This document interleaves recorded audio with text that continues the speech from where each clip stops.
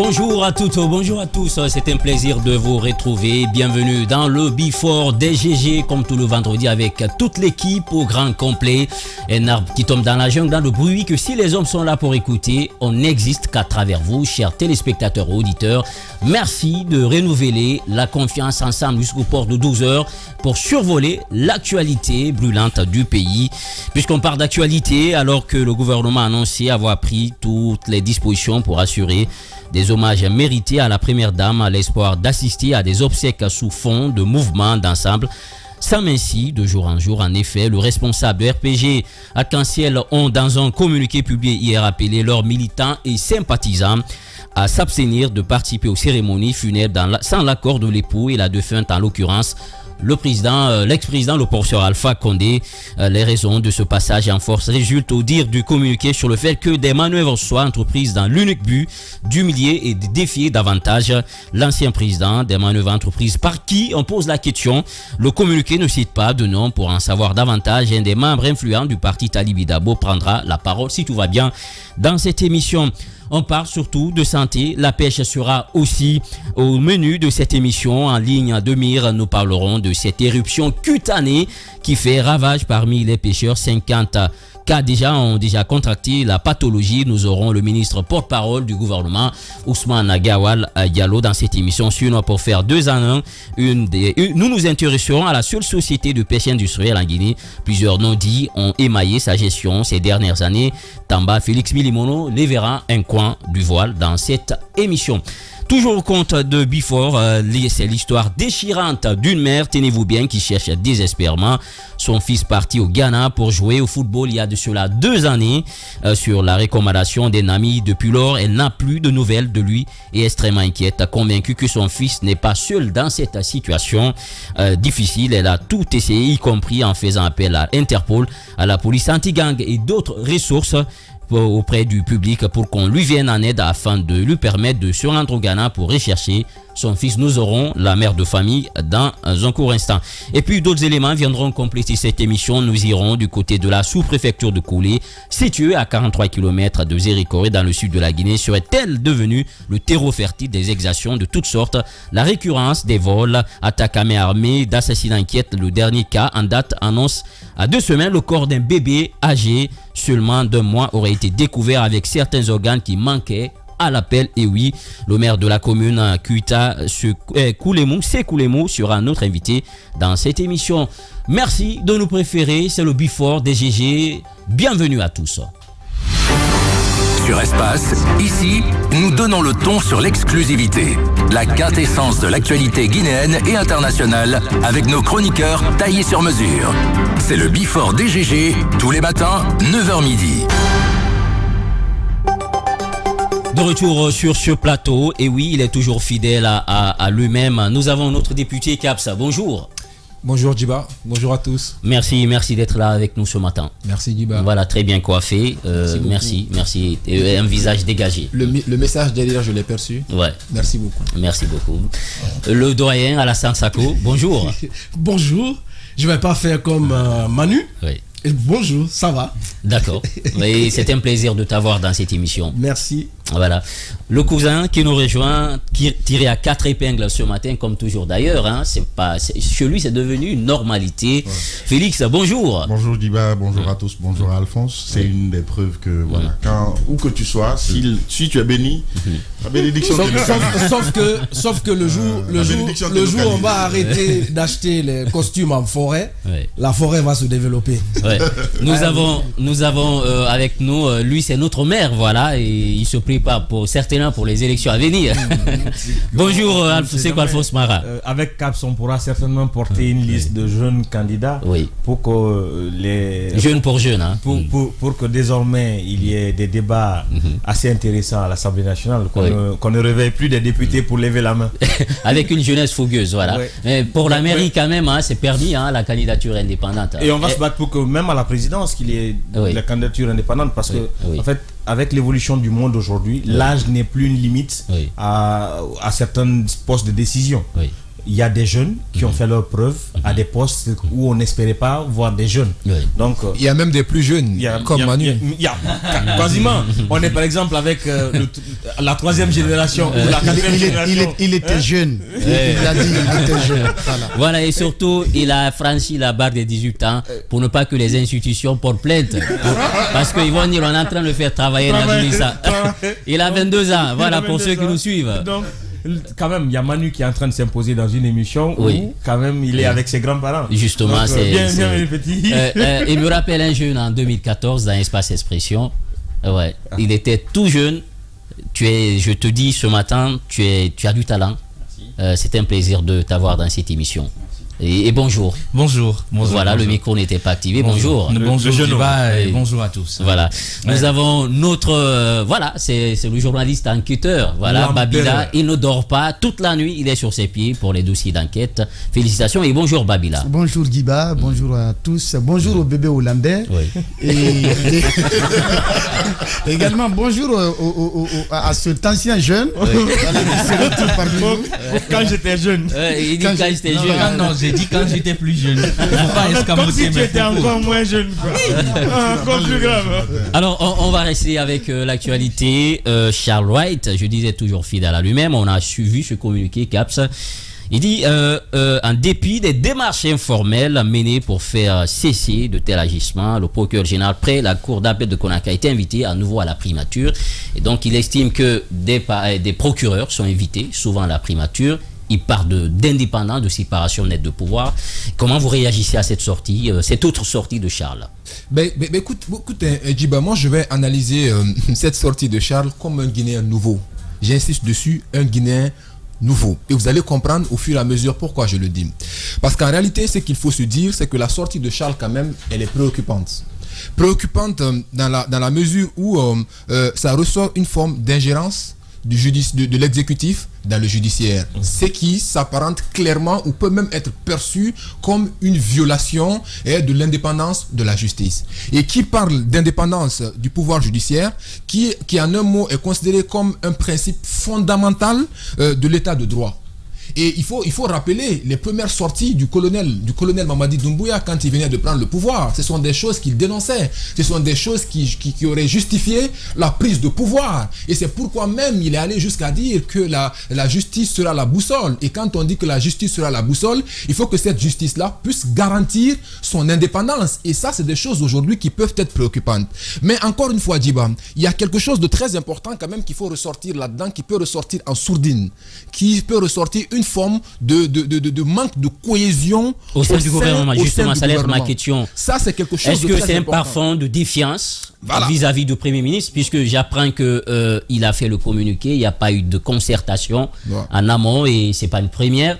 Et j'apprends quand même qu'il y a des ministres aujourd'hui ouvertement qui défient le Premier ministre et qui traitent directement avec le chef de l'État. Mais voilà, c'est comme pour dire encore une fois deux choses. Donc, manque de cohésion dans l'équipe gouvernementale. La deuxième chose, ça ressort une vraie tension, une forme de tension entre eux. Et aujourd'hui, encore une fois, il ne faut pas encourager certaines pratiques.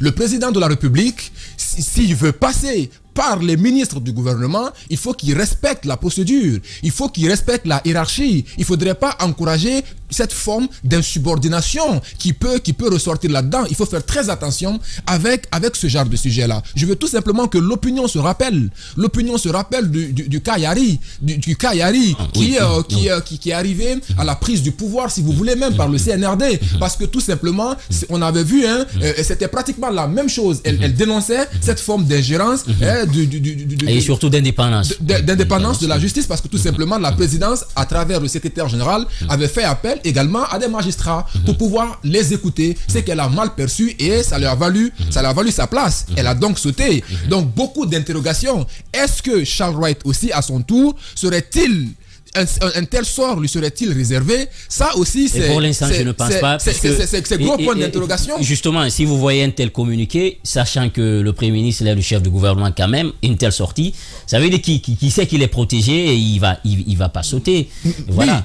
Oui. Mais au-delà... Mais aussi, il tient aussi à son indépendance. Ça, c'est extrêmement important. Moi, contrairement à vous, moi, je ne pense pas que ce soit une défiance ou quoi que ce soit. Moi, je trouve plutôt ça assez intéressant que Charles, après avoir tenté en sourdine de rétablir les règles, fasse un communiqué pour rappeler quand même. Oui, mais aux nous citoyens... apprenons qu'il n'y a jamais eu d'échange avec la primature. Exactement. Il a fait une et qu'hier même au Conseil des ministres, le climat était délétère, puisqu'on a vu cela.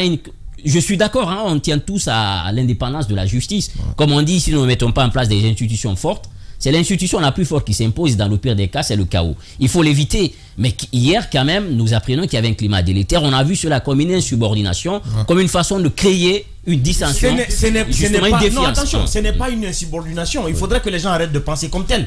Moi, je pense plutôt que, par ce communiqué, Charles est en train de sauver les fesses du gouvernement. Aujourd'hui, quand même, que le Premier ministre reçoive le procureur. Nous sommes tous observateurs. Quelle aurait été la suite? Qu'on annonce que le procureur est allé rencontrer le Premier ministre et qu'après il y a des décisions qui sont annoncées, il y a des poursuites qui sont abandonnées parce que c'était dans le cadre quand même du dialogue qui est en train de se tenir. Je veux tout simplement te rappeler, Alphonse, que dans une équipe, il y a des choses qui se gèrent en sourdine. On n'a pas besoin d'étaler un certain nombre de choses sur la place publique. Non, attention. Parce que tout simplement, ça peut révéler beaucoup de suspicions. De malaise. Tel que c'est qu'on est en train de révéler. Ce n'est pas un malaise, ça révèle. Pour moi, ça ne révèle pas un malaise. Pour moi, Charles vient plutôt sauver la tête du gouvernement. Parce que imaginez-vous, non, mettez-vous à la place de l'opinion. Comment ce sujet aurait été traité, que le Premier ministre reçoive le procureur et qu'après qu'on voit que des charges sont en train d'être abandonnées dans certains dossiers. On aurait dit quand même, fièrement et gaillardement, dans ce studio encore, que non, le Premier ministre a fait pression, ou le gouvernement dans son ensemble a fait pression sur le procureur. Ce que j'ai envie de rappeler, Alphonse, personne, aucun de nous aujourd'hui, aucun de nous aujourd'hui n'est contre cet état de fait. Charles, c'est bien, c'est doté d'une bonne volonté, encore une fois, de pouvoir clamer ou défendre l'indépendance de cette justice-là. C'est ce que tout le monde veut. Mais encore une fois, et nous l'encourageons vivement. Nous l'encourageons, mais cependant, la manière est très importante dans cet état de fait-là. Et donc, j'ai envie de terminer, Alphonse, tu auras ton temps de parole. Parce qu'encore une fois, l'ingérence de l'exécutif dans le judiciaire, ça peut susciter des inquiétudes quant à, si vous voulez, quant à l'équité et la transparence dans les procédures judiciaires. Vous savez encore une fois que ce qui a envoyé ça, c'est suite au dialogue. Et dans le dialogue-là, il y a un certain nombre de préalables que les forces vives révèlent. Notamment la levée des contrôles judiciaires, la libération d'un certain nombre de détenus qui viennent de la société civile qui sont là-bas aujourd'hui. Et sans oublier que le Premier ministre est le garant aujourd'hui de ce dialogue. De ce dialogue-là. Peut-être. Voilà, certainement, c'est dans ce cadre. Justement, on a vu la sortie de Monseigneur qui a dit que la semaine prochaine, les vraies informations vont filtrer. Est-ce que le Premier ministre chercherait donc à avoir de l'information pour comprendre les marges à manœuvre dont il peut avoir pour pouvoir répondre à ces faits-là? Mais ce qu'il faut reprocher au Premier ministre, c'est que pour ce genre d'appel, il faut passer par le ministre de la Justice pour arriver à ça. Mais connaissant Charles, encore une fois, peut-être qu'il a compris que certaines choses ne seraient pas possibles en allant sur la forme d'un certain nombre de tensions. L'un dans l'autre, il faut rappeler aujourd'hui. Parce qu'il est à la fois insaisissable et imprévisible. Exactement. Voilà. Donc, il faut se dire tout simplement qu'aujourd'hui, notre pays n'en a pas besoin. Et il faut faire attention. Il faut faire attention quant à l'image qu'on voudrait ramener de la justice guinéenne. Parce qu'encore une fois, il ne faudrait même pas que ces forces vives encouragent un certain nombre de choses. Ils peuvent être exigeants sur le respect des procédures, sur la forme, mais pas encore une fois encourager l'ingérence de l'exécutif dans le judiciaire, parce que le jour où l'exécutif va saisir le judiciaire contre ces forces vives-là, ils n'auront que leurs propres yeux pour pleurer. C'est important. Voilà, ce qui est bien dit, Caps. Allez-y, Alphonse, puisque vous avez déjà la parole. C'est ce qu'ils font depuis toujours. Dans ce pays, quand on va à la table pour discuter, on impose à l'exécutif d'aller tordre le bras au judiciaire afin de régler les problèmes. Alpha Condé a gracié combien de fois des gens qui ont été arrêtés dans le cadre des manifestations ici? Ça, on s'en souvient tous. Les procédures ont combien de fois été biaisées? Combien de fois avons-nous tordu le cou à la loi, au vu au sous de tout le monde? Après, ces mêmes leaders sont venus clamer le respect de la loi qu'ils ont, en commun accord avec l'exécutif, violé. Parce que c'était un intérêt qu'ils cherchaient à défendre. Aujourd'hui, on se retrouve dans le même sillage. Mais laissez-moi vous dire quelque chose. Pourquoi ce que Charles a fait n'est pas dangereux? Attention. En fait, tout dépend de l'interprétation qu'on fait d'une décision ou même d'une annonce. Charles vient de sauver le gouvernement tout entier d'un scandale quand même qui était en vue. Aujourd'hui, comme tu l'as dit, le Premier ministre, s'il doit prendre ces décisions-là ou s'il doit faire ses consultations pour avoir des informations sur les procédures judiciaires, qui de mieux que le ministre de la Justice? Et ça serait géré par courrier. Mais aujourd'hui, n'oubliez pas, nous sommes journalistes, les informations viennent toujours de l'entourage ou même du cabinet des départements. Donc, imaginez-vous que cette rencontre ait eu lieu. Le Premier ministre rencontrait le procureur pour ne serait-ce que simplement savoir quelles sont les poursuites retenues contre les acteurs de la société civile et autres. Après, on allait nous revenir avec ces informations selon lesquelles le Premier ministre a nuitamment rencontré, ou même le Premier ministre a reçu le procureur à son bureau et qu'ils ont discuté des procédures judiciaires. Le reste, je sais comment des acteurs de la société civile se seraient donné à cœur joie d'en faire le balai national. Leur chougra et tout. Donc aujourd'hui, ce que Charles fait, il vient de sauver le gouvernement tout entier. Mais de l'autre côté, par rapport au mauvais climat qui existerait, en fait, il n'est pas faux que dans ce pays, il y a un souci de coordination dans notre gouvernement. Il n'est pas faux. Béa a souffert de la même chose. Gomu est en train de faire il est en train de payer le bonus. Sans oublier que le président lui-même, il l'a rappelé lors d'un conseil des ministres précédent, il l'a rappelé lui-même pour dire qu'il y a certains parmi eux qui ne souhaiteraient pas la réussite de cette transition-là. Lui-même, il l'a dit. Et c'est une évidence aujourd'hui qu'il bypasse le Premier ministre systématiquement. Non, mais en fait, là où le président quand même a déconné, bon, je ne sais pas s'il n'était pas au courant ou pas, mais il y a certains de ces ministres dans le gouvernement qui ont participé au casting du Premier ministre à l'époque, Béa. Donc, qui pour eux, ayant participé à la sélection du Premier ministre, n'avaient pas quand même de compte à rendre au Premier ministre qu'eux-mêmes ils ont contribué à sélectionner. Et c'est la même chose pour Gomu.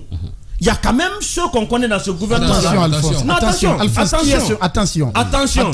finir rapidement. Qui est ce ministre qui a contribué au casting du Premier ministre Béa? Moi, je n'en connais pas d'autres cadres de la commission qui étaient... La commission était composée de qui? Oui, mais il n'y a pas un ministre dans le gouvernement. Il y a plusieurs ministres dans le gouvernement qui étaient dans... Je veux le savoir. Je veux le savoir dans la commission. Je veux le savoir. Il y a plusieurs ministres. On veut le savoir. Oui, mais Alphonse, quand même, on connaissait l'ossature de cette commission.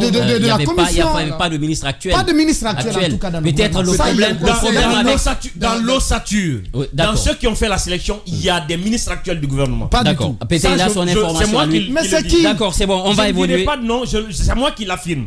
Et je ne suis pas en train de le mettre au conditionnel. Je l'affirme en fait. D'accord. Et c'est en connaissance de cause. Donc aujourd'hui, que ça se passe ainsi, le président est au courant. Le gouvernement a eu ces mêmes soucis sous Béa. Le gouvernement continuera d'avoir le même souci tant que le président ne décidera pas de remettre les choses en place.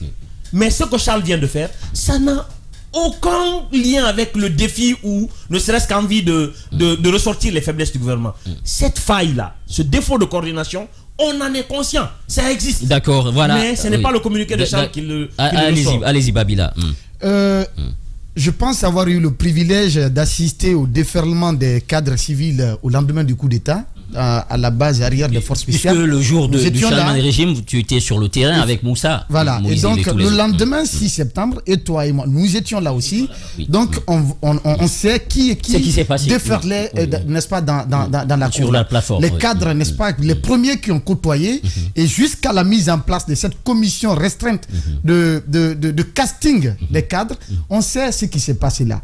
Donc, encore une fois, aucun de ces ministres n'a contribué à la nomination de l'ancien Premier ministre Mohamed Biavogué. Il n'y en a pas. Aucun de ces... Puisqu'on était là-bas. On était là et on sait beaucoup de choses. Il n'y en a pas.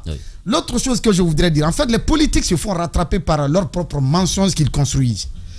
Dans les décrets de nomination, vous entendez souvent sur proposition du Premier ministre. Vous l'entendez. Alors que pour la plupart des cas, ce ne sont pas des ministres qui ont été proposés par le Premier ministre. D'accord? C'est ce qui... se présente aujourd'hui avec, n'est-ce pas? Ça aurait dû être la règle. Pour ceux qui le savent, ne pas fragiliser pour ceux qui le savent, et du côté de la présidence et du côté de la primature, il y aura moins de personnes qui me diront le contraire. Charles n'a jamais filé le même coton que l'actuel Premier ministre Goumou. Et ça, c'est connu. On le sait, c'est connu. On le sait. Et il n'est pas seul. Il n'est pas seul. Selon certaines informations, c'est un poste qui l'orne lui-même. Et effectivement, et ça aussi, ça filtre. Parce qu'aujourd'hui, on nous apprend...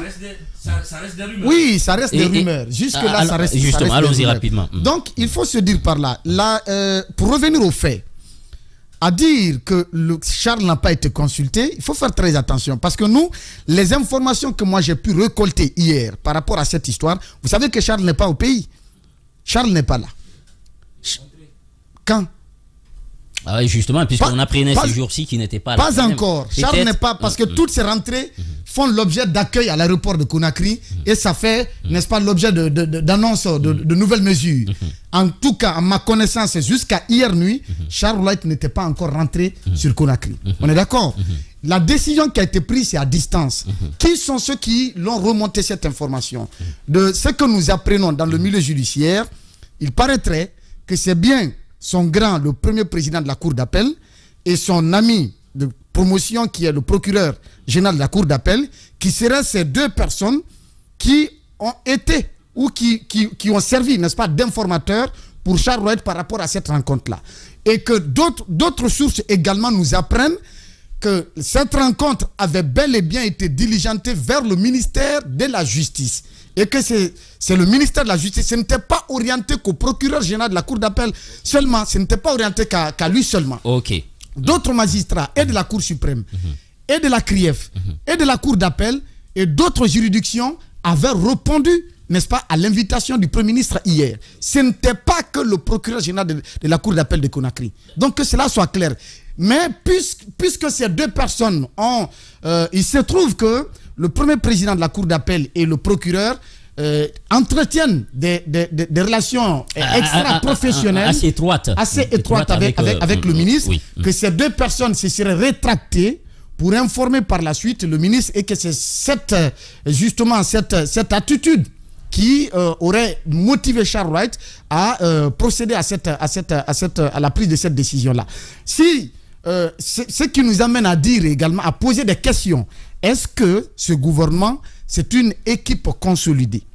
Est-ce que c'est une équipe consolidée? Parce que si vraiment l'action gouvernementale était dynamique, si vraiment c'était un groupe consolidé, Charles Wright aurait fait mieux d'appeler le Premier ministre. Oui.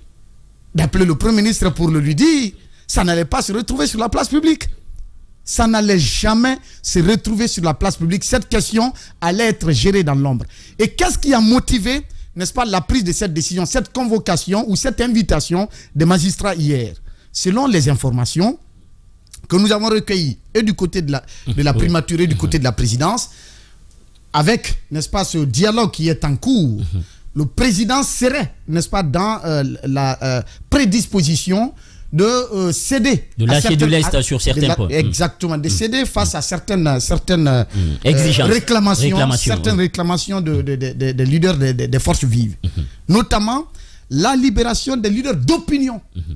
Des leaders d'opinion dont la procédure reste suspendue jusque-là devant les juridictions.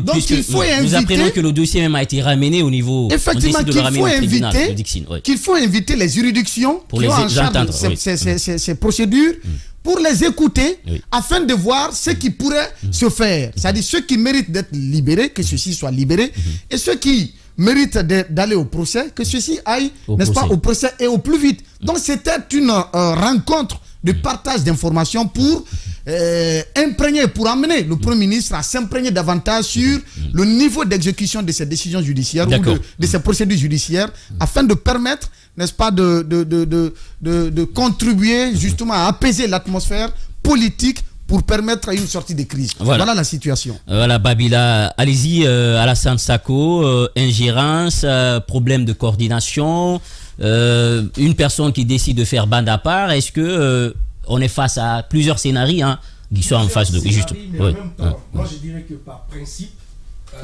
voilà le micro. Je dirais que par principe, Charles Wright est dans ses droits. Par principe, il est dans ses droits, il a ce droit de rappeler, mais je ne pense pas, si vous dites parce que je m'en tiens au communiqué final, au communiqué officiel, où il dit, en dépit des démarches informelles menées pour faire cesser de tels agissements, et ben voilà, le procureur général près la cour d'appel de Conakry a été à nouveau invité. Alors, qui a mené cette démarche? Oui, mais il a dit. Pas lui, Charles. Dans le communiqué, on comprend dans le français que c'est le procureur général. Non, il l'a dit. Attention. Les démarches informelles pour que ça s'arrête, c'est Charles qui les a menées. Voilà. C'est pas le procureur. Voilà, vous ne pouvez pas. Allez-y. Parce que ça, c'est officiel. Allez-y, Alassane. C'est lui-même qui a mené ces démarches. Alors, nous sommes dans une circonstances. Dans le cadre du dialogue, il y a des demandes qui ont été formulées par les forces vives, mais en même temps, moi je me dis, le Premier ministre a manqué de... Quelle que soit l'urgence, parce que avant la prochaine rencontre, le peuple de Guinée devrait savoir réellement le contenu des différents accords obtenus grâce à ce dialogue. Alors, avant là, ou devant l'urgence, qu'est-ce qui empêcherait le Premier ministre d'appeler le ministre de la Justice? Parce que c'est un interlocuteur direct. Mais ce n'est pas la première fois. Caps l'a rappelé. À quoi on peut s'attendre après ce qui vient juste de se passer? On a vu le cas Fatmata Yari Souma. La deuxième dame d'ailleurs après l'indépendance a occupé ce poste. Après ce rappel ou ce refus notamment de laisser les magistrats aller rencontrer le secrétaire général à la présidence, le colonel Amara Kamara, et tout de suite elle a payé les frais. Est-ce que ça va être de la même façon au niveau du gouvernement? Je ne suis pas sûr, parce que ça se passe au niveau du gouvernement. Ça ne se passe pas entre le gouvernement et l'institution présidence. Donc, ne soyons pas surpris. Ils vont essayer de régler ça entre eux, au gouvernement là-bas. Mais cela renvoie cette histoire de rétention par rapport à tous les problèmes qu'on peut vivre au niveau du gouvernement. On a beau à nous montrer cette unité d'action, respect de la hiérarchie au niveau du gouvernement, mais avec tout ce qui se passe à l'interne, la réalité est tout autre. La réalité est tout autre. Oui. Moi je me dis, Charles est dans le principe, il a le droit de le rappeler, mais aussi intimer ses magistrats de ne pas outrepasser, parce que le Premier ministre, il a besoin des informations, mais il a des outils. Même au niveau de la primature, il y a des conseillers, il a un conseiller juridique, il sait comment, à la primature, il y a un conseiller juridique. Et ce conseiller juridique-là, moi je pense que c'est lui qui devrait être le pont. Sako, est-ce que tu sais combien de fois Charles lui-même a conduit les magistrats à la présidence, combien de fois pour recevoir, n'est-ce pas, des messages, voire même des instructions de la part... Ça, c'est de la rétention. Bon, si le grand public ne sait pas, cette information n'a jamais été officielle. Voilà. Il n'y a jamais eu de communiqué du ministère. Attention, Babila. Et je persiste là-dessus. Moi aussi, je ne mets pas ça au conditionnel. Par plusieurs fois, le ministre Charles White a conduit des magistrats et de la CRIEF et des autres juridictions, notamment, surtout de la CRIEF, par plusieurs fois à la présidence. Dans le cadre espèce, vous finissez, dans le cadre espèce, il ne faudrait pas que ces rencontres magistrat, Premier ministre, que ça soit soldé par le fait de bazarder les acquis juridiques pendant cette transition. Il ne faut pas du tout bazarder. Et il faut savoir faire la part, il faut faire la part des choses. Il y a des gens qui sont là-bas pour des faits qu'on peut juger depuis leur arrestation. Pourquoi on les maintient? La politique s'est mêlée. Il faut le reconnaître. Et il y a d'autres cas, pour des cas crimes économiques par exemple, ça c'est autre chose. Oui. Les leaders politiques qui sont à l'extérieur, ça c'est autre chose. Voilà, donc il faut faire la part des choses. Il faut traiter, comme on dit, le sujet au cas par cas. Au cas par cas. Donc c'est ce que je recommanderais pour terminer. Pour une sortie de crise, allez-y Emmanuel, même son de cloche, séparation des pouvoirs, quelle est votre grille de lecture? Allez-y. Alors, premièrement, par rapport à ce communiqué, j'aimerais l'analyser sur deux fondements, notamment sur le fond et sur la forme. Sur le fond, on ne devrait pas avoir à reprocher quelque chose au ministre Charles White, d'autant plus que le communiqué spécifie qu'il s'agit des magistrats debout, c'est-à-dire des magistrats du parquet. Et de ce fait, ces magistrats étant, selon les dispositions légales, placés sous son escarcelle, il a notamment le droit d'être regardant sur les personnes avec lesquelles ils interagissent et sur la conduite de la politique pénale du gouvernement. Donc, substantiellement, sur le fond, Charles White est dans tous ses droits. Mais comme vous le connaissez... Ce n'était pas que des magistrats du ministère. Il faut toujours... C'était pas que des procureurs. Il y avait des magistrats de siège aussi qui étaient convoqués à cette rencontre. Si je me fie... Voilà. Je pense que le communiqué a parlé de magistrats debout. Le communiqué a parlé de ministère public.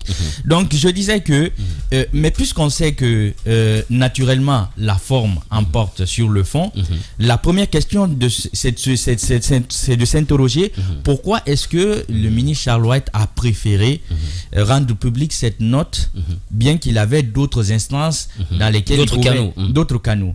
Il y a le conseil interministériel, il y a le conseil des ministres, où des questions comme ça peuvent notamment être débattues, en dehors du fait que des courriers peuvent être adressés, en dehors du fait qu'il a des contacts particuliers avec le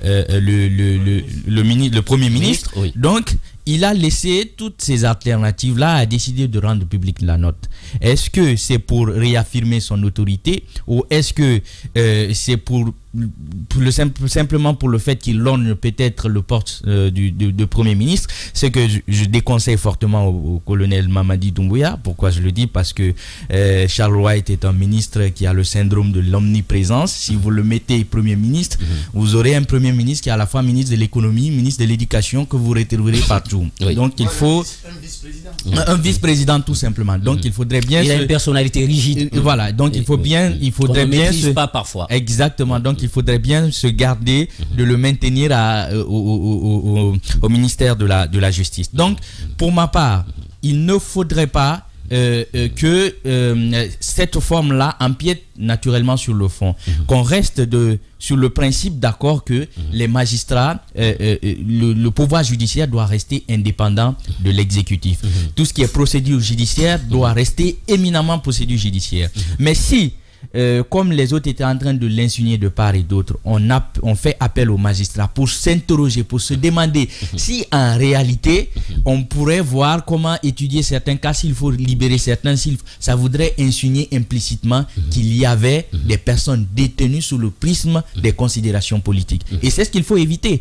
Et pour les magistrats qui sont allés à cette invitation-là, moi je voudrais dire ceci, comme je l'ai très souvent réitéré, vous avez une responsabilité devant l'histoire. Vous avez des personnes qui, certes, sont à des postes de responsabilité aujourd'hui, mais ne le seront pas demain. Aujourd'hui, vous avez cette célérité à venir répondre à leurs sollicitudes, à leurs sollicitations. Demain, ne soyez pas les premiers à dire que nous étions sous pression. Parce que dans toutes les conditions, dans tous les cas, nous avons le libre choix. Le libre choix de choisir si nous allons accompagner tout ce qui est reconsidération des charges. C'est à nous de prendre cette responsabilité-là. Moi, je pense que les magistrats qui sont allés, ils ont la liberté de suivre ces instructions-là, ils ont la liberté de ne pas le suivre.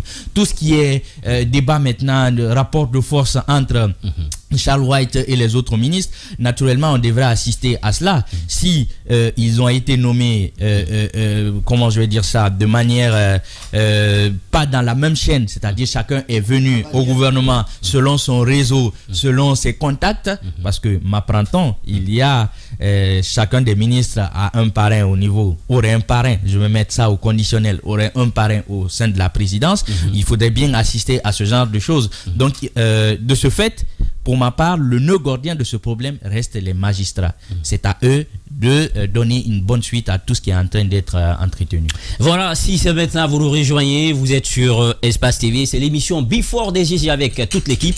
Merci beaucoup Emmanuel, Félix, cette rencontre, parce que si vous lisez ce communiqué, comme il a dit Alassane Sako, il dit en dépit des démarches informelles menées pour faire cesser de tel agissement, le procureur général près la cour d'appel de Conakry a été invité à nouveau. Il dit que le garde des Sceaux au ministère de la Justice et des Droits de l'Homme a été amené de constater que la primature invite les magistrats du parquet pour discuter des procédures judiciaires. Est-ce en lien avec le dialogue en cours ou tout simplement on aurait dû quand même éviter d'aller vers ça? En lien avec le dialogue en cours forcément, parce que à ma connaissance, je ne vois pas d'autres dossiers sur lesquels le Premier ministre inviterait, comment dirais-je, les procureurs pour une rencontre, si ce n'est par exemple pour le cas du dialogue qui est en cours. Mais moi, ce que je veux dire, j'aimerais qu'on sache d'abord que nous sommes en période de transition. Une transition est naturellement sensible. Les actes que nous posons, si nous ne les posons pas bien, ça peut donner un coup fatal à la transition. C'est très important. Naturellement, on le sait, le ministre Charles White est dans ses droits, dans la mesure où c'est lui qui coiffe le département du... En fait, c'est lui-même qui mène la politique pénale du gouvernement. Conformément au code de procédure pénale. Toute décision doit être prise allant dans ce sens, il doit être non seulement consulté, et pour avoir même, ne serait-ce que son avis. Ça, c'est tout naturel. Mais ce que je veux dire, les décisions que nous prenons, il faut savoir la circonstance et la manière. C'est très important. Tu peux être dans tes droits, certes, mais la manière et la circonstance que tu réclames tes droits peut te porter préjudice. Oui. Ok. Moi, je pense, je crois que j'ai une autre lecture différente de celle des autres.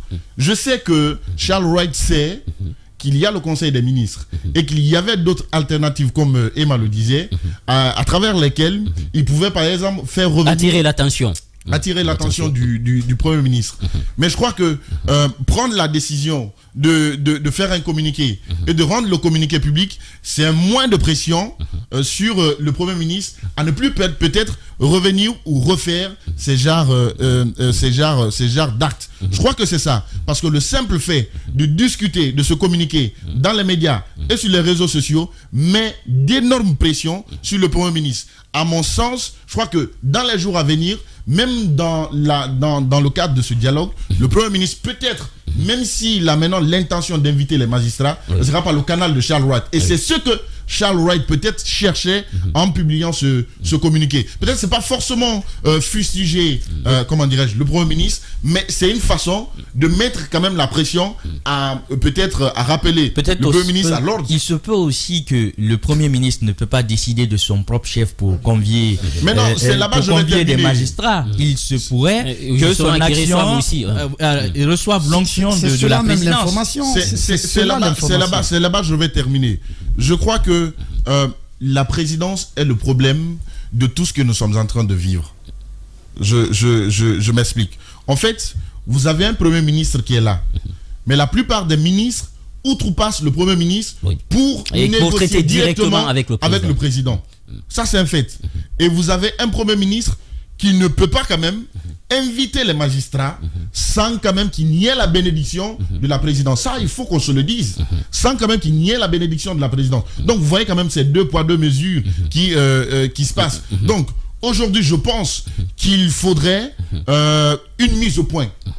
Une mise au point à dire, le Premier ministre est le chef du gouvernement. Oui. Et par conséquent, toute décision qui doit être prise, même si après il faut consulter le président, mais il faut de facto qu'il y ait d'abord la bénédiction ou l'information du Premier ministre. C'est très important. Activez votre micro. D'ailleurs, dans la charte, il est mentionné là-bas Premier ministre, chef du gouvernement. Oui. En effet, oui. Justement, c'est clair. Même si le pouvoir n'est pas aussi renforcé comme dans la Constitution, puisque par exemple, la politique nationale dans toutes les constitutions, c'est le fait du Premier ministre. Mais expressément dans la charte, ce n'est pas mentionné. Mais quand même, il a un pouvoir qui a été aménagé. Mais il faut se référer à l'autre chose qu'il faut ajouter. Ça existe. L'autre chose qu'il faut ajouter, c'est qu'il y a beaucoup d'informations qui font croire que Charles serait sur une pente glissante aujourd'hui au sein du gouvernement.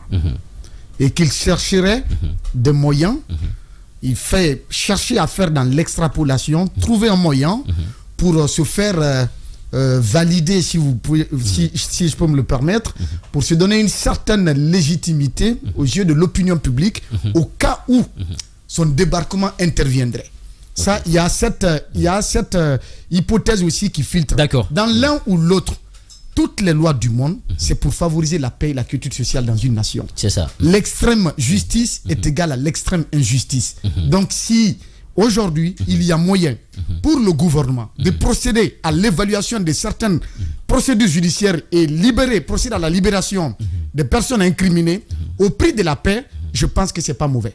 D'accord. En tout cas, tout projet d'un gouvernement aussi qui ne prend pas en compte la dimension sociale et politique aussi, c'est ce projet est à revoir. Une seconde, puisqu'on va changer de chapitre. En fait, aujourd'hui, j'ai envie encore d'interpeller les magistrats quant à leur indépendance. Dans ce pays, il n'y a pas dans la structure de l'administration nationale, il n'y a pas encore de métier qui est plus avantageux que les magistrats. Ils ont un statut particulier qui leur donne tous les privilèges. Il faudrait que cette indépendance-là, ils n'aillent pas l'accueillir dans le palais ou dans les tiroirs du président.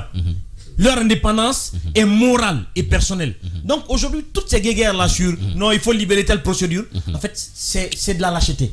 Voilà, vous l'avez compris. Merci beaucoup, Alphonse. On va marquer une courte pause. Le temps de changer de registre. On se retrouve dans un court instant. C'est votre émission, le Before DGG.